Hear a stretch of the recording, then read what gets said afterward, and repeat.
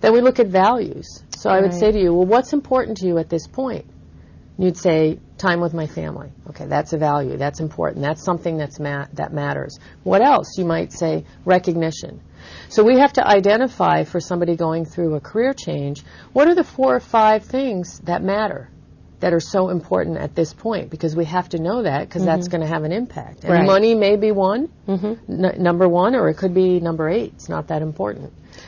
So time with family might indicate whether people are willing to travel or how much they're willing to travel? That's right. So values have a big impact. I also do an assessment with individuals on their communication and behavioral style, which is called DISC, and it helps people look at how they communicate and behave in the workplace and what their primary communication and behavioral style is. Yes. And based on that, that will indicate certain careers. So, for instance, if someone's very precise and methodical, likes a lot of data, likes to analyze data, they're probably not going to be great in sales. That's not really a good fit. Right. So that's really helpful to me in helping them think about reinventing.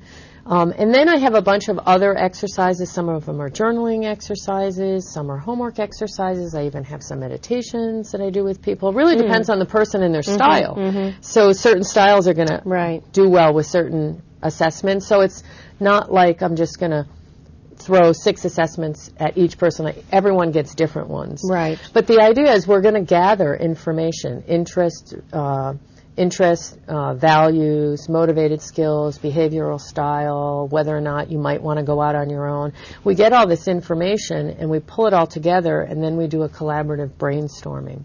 And we work together on coming up from this data with 10, 15, 20 different career options that this person could look at moving forward. Sometimes I actually have the person, the client, ask some of their friends to participate in the brainstorming with us. So we may actually have 4 or 5 people's input. So we could have as many as 35 or 40 different options.